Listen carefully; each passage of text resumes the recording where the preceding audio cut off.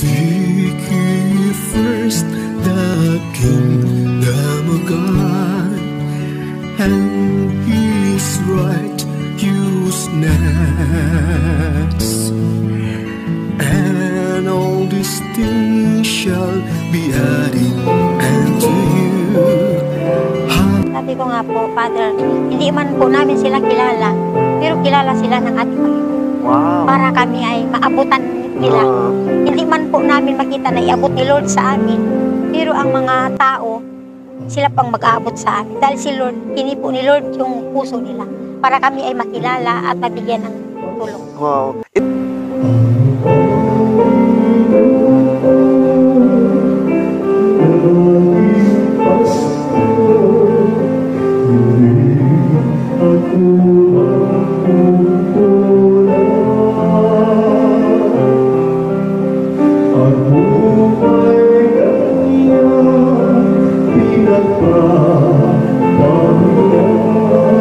Mga tupa na walang pastor or ships without a shipper. Mga kapatid, ito po ang napili nating pamagat sa linggong ito, the 16th Sunday in Ordinary Time, mga tupa na walang pastol. At bago ang lahat, mga kapatid, nais kong bigyan ng pagpapahalaga, papasalamat sa inyong lahat na naging bahagi at nagbabahagi sa Music of the Gospel Sunday Reflection. At mga kapatid, nandito tayo sa napakaganda, paraisong lugar ng mga katutubo ng ating mga kapatid dito sa Anawain, Sitio Gala, sa Subic, Zambales. At minabuti ko po na dadalhin sila dito sa Sitio Gala para pakipamuhay sa ating mga kapatid dito, sa mga aitas nating mga kapatid dito. Bakit nga ba? Siguro magtatanong tayo, bakit nga ba, Father, palagi mo silang dinadala? Pag minsan, 3 bisis kami pupunta dito, o ako personally, ay hindi lamang 3 bisis, kundi from time to time, kung may mga kapatid na gustong mag-abot ng tulong sa ating mga kapatid dito, dinadala ko po dito sila, at yung tulong nila, dinadala dito para mapaabot man, no, sa ating mga kapatid dito, na talagang nakikita natin na ito mga kapatid natin ito. Hindi sila iba sa atin. Tayo ay likha ng Diyos, tayong lahat. At isa pa din dito ay, ang aming pagpunta dito ay isang pagkakataon sa mga seminaryan na dali lamang makuha ang karunungan sa loob ng classroom, no? Ngunit ang puso ng tao, ang totoong teolohiya ng tao ay masusumpungan sa ating pakipag-ugnayan, sa ating pagkiling doon sa mga sinasabi ni Pope Francis, the lost, the least, and the last in the society natin. And ito yung mga kapatid natin na binibigyan natin ng mga halaga. At mapala din po tayo mga kapatid dahil ang ebanghelyo natin ngayon sa linggong ito ay napakaugnay sa aming presensya dito. At mapala din po tayo dahil kasama natin ngayon ang isang katutubo, isang volunteer. Sinasabi man natin na mga tupa na walang pastol, magtataka tayo, bakit mga tupa na walang pastol? Walang nagpapastol. Diba, sinasabi natin na ang mga tupa ay nawawala. Una nawala isang tupa, hinahanap ng pastol. Ngayon, sa ating pagnilay-nilayan, masasabi natin, mga tupang walang pastol. No? Mga tupang walang pastol. Bakit nga ba? Dahil naramdaman po ng ating mga kapatid dito na pag minsan, hindi lamang sa kanilang mga kapatid dito na ibang area sa mga katutubo natin mga kapatid ay instead na bigyan sila ng pagpapahalaga sa society natin, ang ating gobyerno natin, ang mga tupang ito ay pinapaalis pa nila sa sarili nilang tahanan, sa sarili nilang lupa. Pinapaalis pa dahil ginagamit yung mga lupang iyon na ginagamit nila yung lupang iyon na pangsarili. Ginagawang subdivision, ginagawang golf course, o minamining, or pinuputol yung mga puno. At yung mga kapatid natin na for how many decades na, for how many years na nakatira doon, walang kalaban-laban, walang lakas, at ang nagawa nila ay lumipat na lamang. So, ito yung mga sinasabi natin, yung mga tupa na walang nagpapastol. At makikita natin ngayon na dito sa Sitio Gala, sa pamagitan natin mga kapatid, kagaya ng isang volunteer ngayon, si Ate Ning, volunteer dito sa Gala, Sitio Gala, sa kanyang kapwa mga katutubo dito, at kung paano siya nagiging inspirasyon sa mga kapatid dito na, ay, sandali muna. Kami pala ay mga tupa na may nagpapastol sa amin. Kung si Ate Ning man nung una ay isang tupa din, pero natututo siya na maging isang pastol din po sa inspirasyon ng mga kapatid natin na sa kagandahang loob nila, sa ginintuang loob nila, ay in a little way, nagpapastol, nagiging pastol sa ating mga kapatid dito. At again, sa inyong lahat, welcome sa Music of the Gospel, Sunday Reflection, at maraming salamat at welcome po kay Ate Ning. Gandang umaga po sa ating pong mahal na Panginoon at sa ating pong mga kaibigan po na makapanood po. Nagpapasalamat po ako na nariyan kayo para kami ay mapakinggan, mapanood po. Para sa aming mapag-usapan po ni Father. Nagpapasalamat po ako kasi nandito. Palagi po nandito si Father, si Sister po palagi rin po dito. Para kami po ay alalayan din po. Dito sa aming community. At salamat po sa mga taong mga tumutulong din po dito sa amin at hindi po kami nakakalimutan dito kahit kami po ay katutubo. Bago ang lahat po, Ate Ning, mini-mention mo yung mga taong tumutulong sa inyo, hindi nyo man nakikita, ngunit pinaparating sa amin kung gaano kayo kamahal nila, gaano sila nagpapastol sa inyo. At kung nagpunta man kami dito, Ate Ning, since na-assign ako sa seminaryo, ito talaga yung parang adhikain ko na makilala ng aming mga seminarya, ng aming community, itong mga kapatid natin dito. Dahil sinasabi ko na kanina, madali lang po matutunan ang karunungan sa isipan sa loob ng classroom, no? sa theological school. Ngunit, Ate Ning, yung formation ng puso ng tao, matutunan natin ito doon sa pakipagtungo natin sa kapwa. At yung mga kapatid natin na walang sawang tumutulong, Ate Ning, ito din po ay inspirasyon sa amin. Hindi din po namin mababahagi yung concern namin sa community dahil walang din kami kung wala ang kanilang tulong. At sa pamagitan na aming pag-respond sa kanila sa aming mga misa dito, talagang sila po ang aming dinadala sa aming intention na sa kanilang magininto ang puso, patuloy nilang pagbabahagi in their own little way.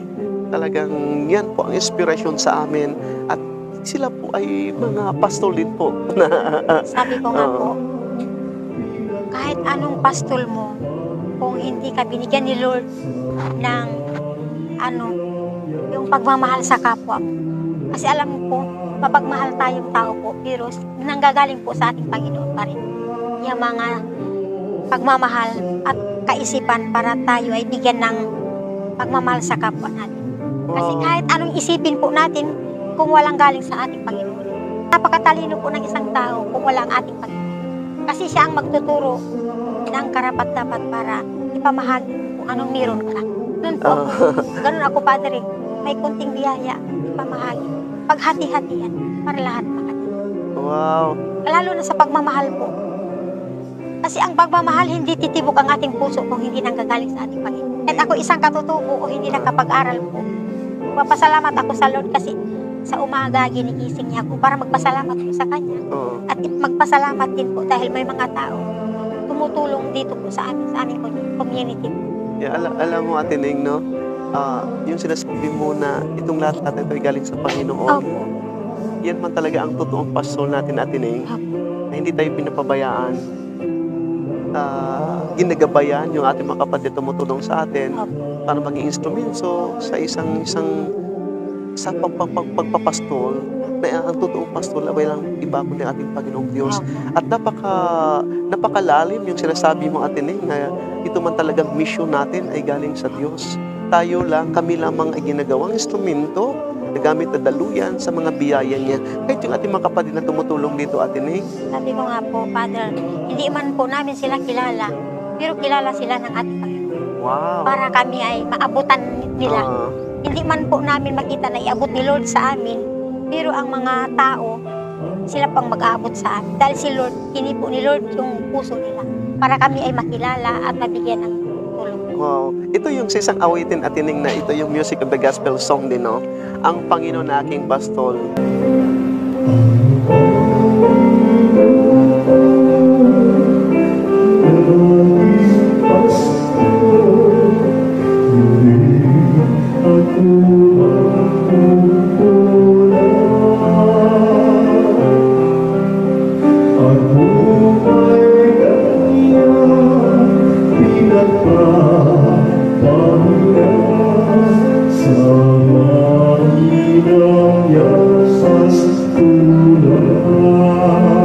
Napakaganda po yung ano natin. At yan, tumpak na tumpak yung sinasabi mo, Ate Ning, ano?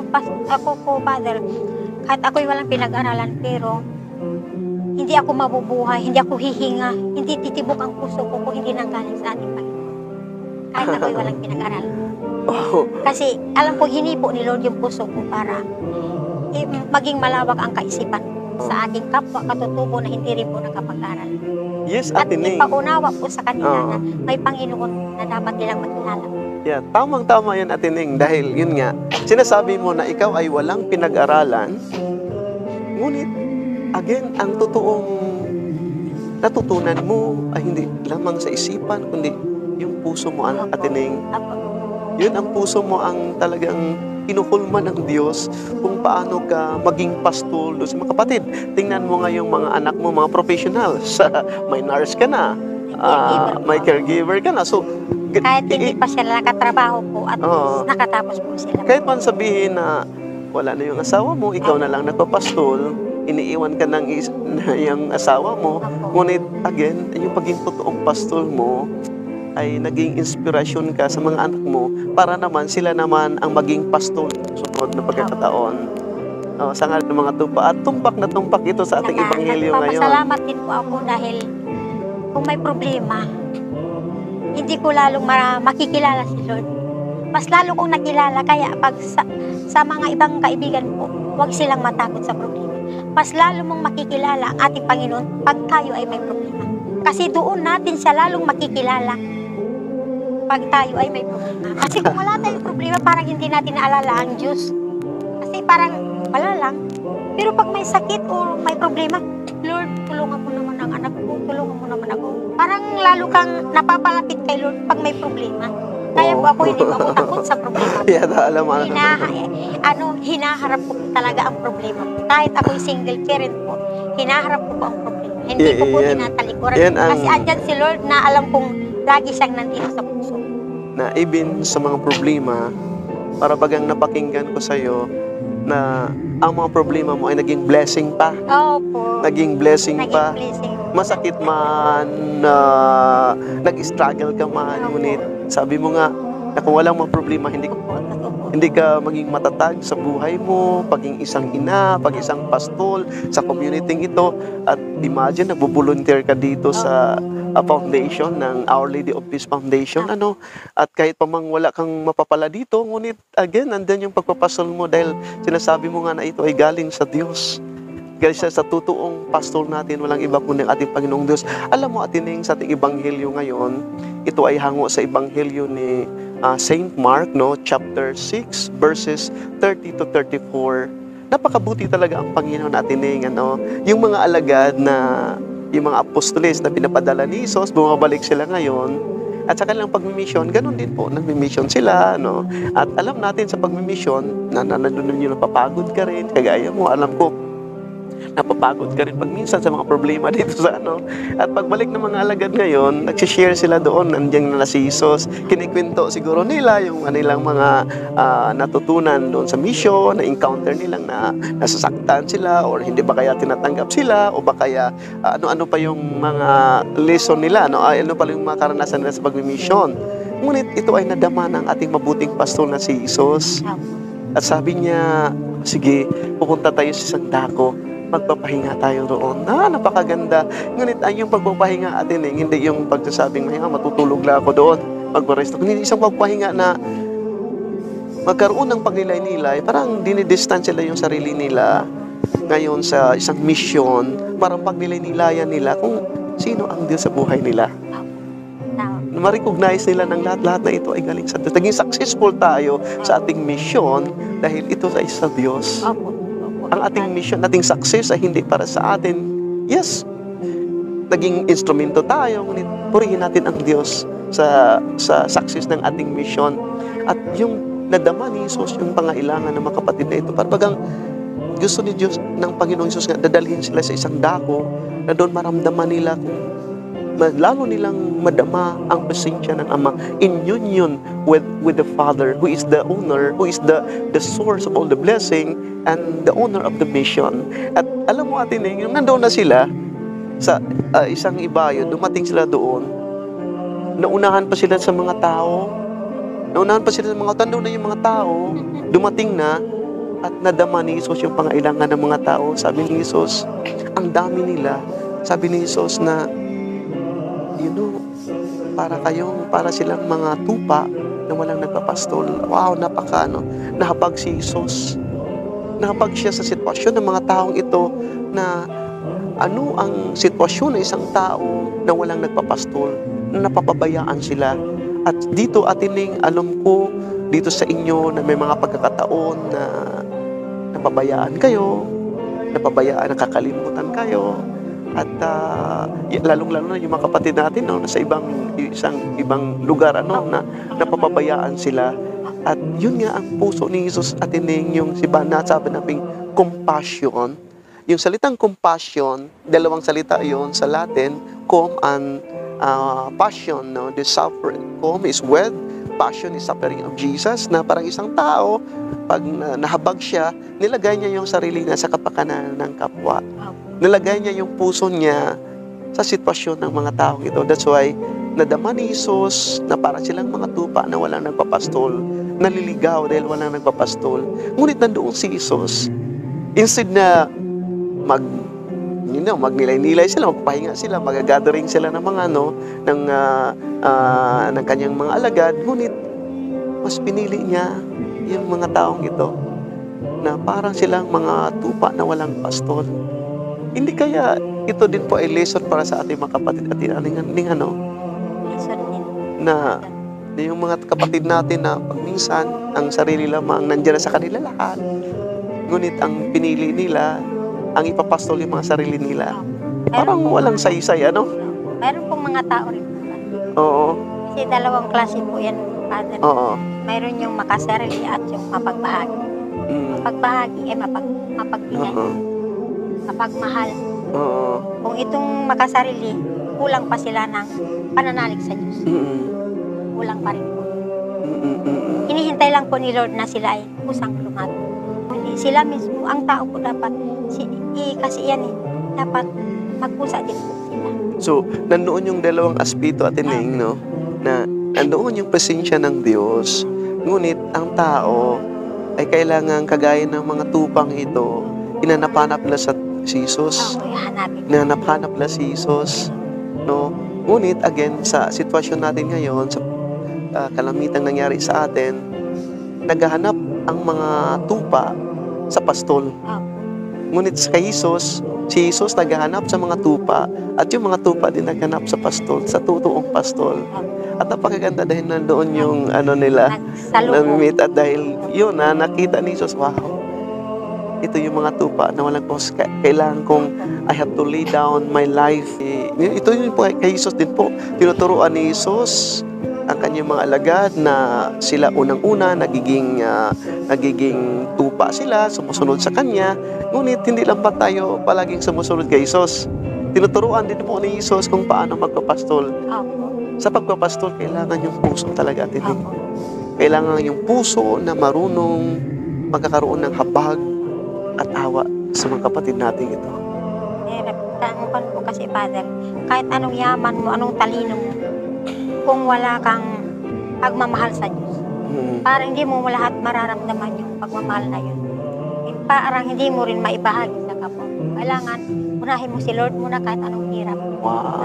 Andyan ang ating mahal na Panginoon. Kahit anong hirap, unahin mo siya. Wow, ang ganda bago naman. ang mga bagay. Ang ganda naman atin. Kasi ako ganun ang ginagawa ko ngayon, Father. Oo. Tinuturo ko sa mga anak ko at saka sa kapwa katutubo ko.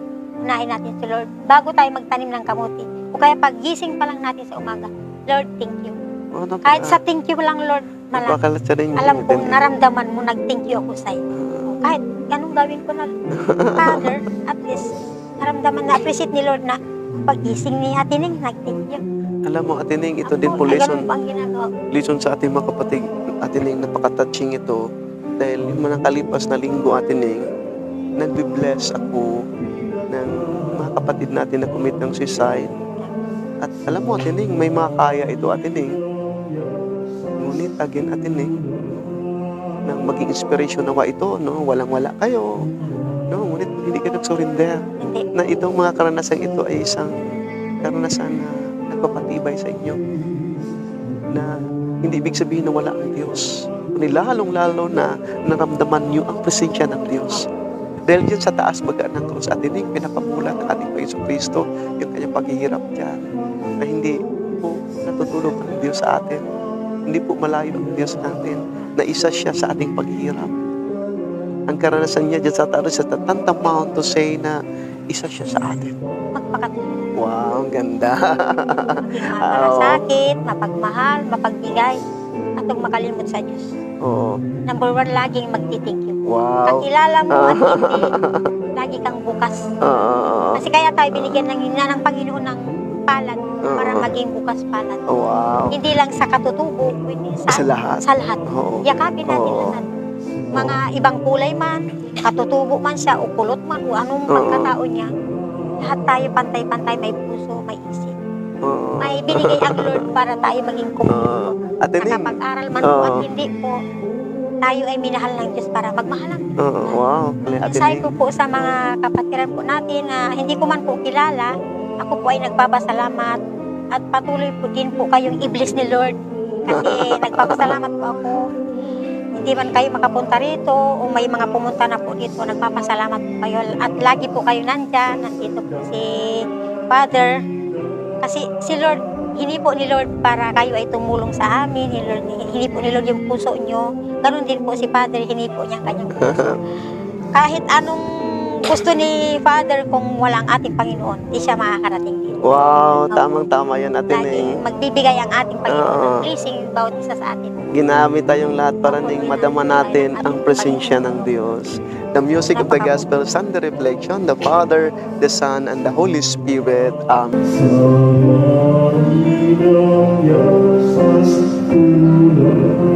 Sa